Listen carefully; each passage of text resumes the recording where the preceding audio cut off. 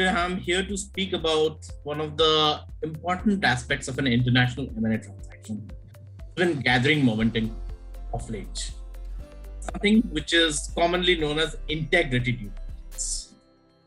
Integrity due diligence, which is different from the routine operational, functional, financial, and legal due diligence, where the governance and compliance aspects are checked and verified to ensure that they are in line with the applicable laws, standards of the territories within which it operates.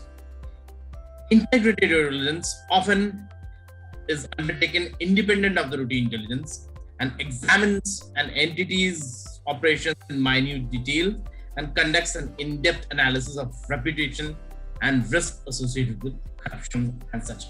Typically, such diligences are usually undertaken by gathering independent information, as against the typical corporate or financial due diligence, where the target entities provide relevant information, are aware of the process being undertaken.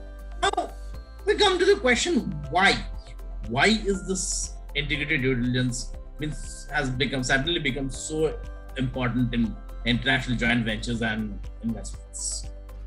The reason is it's important to have actionable intelligence on a range of parameters. Firstly, it helps unearth the ultimate beneficial ownership of the target. There are multi-layered structure, hidden beneficial ownership, which JVs and M&As have. But the real ultimate owner needs to be distinguished from the entity where the investment is going, and this is one of the aspects which helps in gathering the ultimate beneficial ownership. May not be in terms of legal, but also at a back end. Secondly, it helps to mitigate the risk emanating from inadvertent lapses or an oversight on the part of the local partners, who are usually interested to do all the government licensing, setting up factories, obtaining approvals. More often than not, I have seen in my experience that this exposes the international partners to a reputation damage, sometimes anti-bribery, money laundering, and other problems. I have seen cases in my career where the party signed an MOU on a different venture with the party, but the ultimate promoters are involved in some other scam which is prevalent in India at that point of time.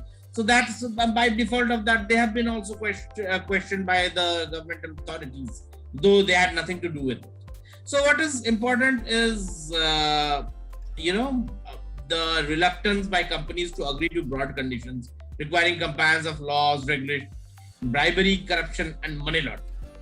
Integrity due diligence of a JV partner can bring to light any such prior instances, and it could be of help to take a cognizance call at that point. Thirdly, and most importantly, a thorough KYC and identity background check is conducted as a part of the international integrity due diligence. This may help identify prior instances of willful default, criminal allegations, adverse media and market reputation, retired officials being paid as directors, and of course, or any other exercise which may elude the traditional due diligence exercise. Many companies I've seen have robust compliance mechanisms based on record, but they at the back end have allegations of malfeasance, fraud, bribery, money laundering, to the extent of FATCA violations and UK Anti-Bribery Act violations as well. And this integrity due diligence helps them to discover these red flags well in advance. Fourthly, the integrity due diligence can aid in unearthing issues pertaining to any potential or de facto control leveraged by key organizations such as crime groups, political patronage, and also trace the source of funds which the JV partner is bringing onto the table. If not a complete deal breaker, adverse finding of such a due diligence, to the extent possible, can allow the partners to seek adequate protection under contractual arrangements. Common protective covenants included unlimited indemnity for any acts of money laundering, bribery, or fraud, and a comprehensive exit clause that allows to exercise a put option with a penal price or maybe put in place. But yes, the fact that the reputational loss and damage cannot be recovered monetarily, and that's important for any international player to bear. So therefore, my recommendation is integrity due diligence should always be conducted before forming any association.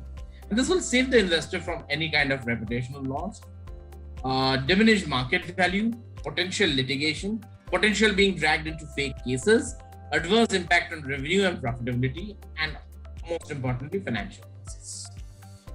This would significantly increase the chances of an investor becoming associated with a reliable partner, and which would help in long-term thriving of the joint.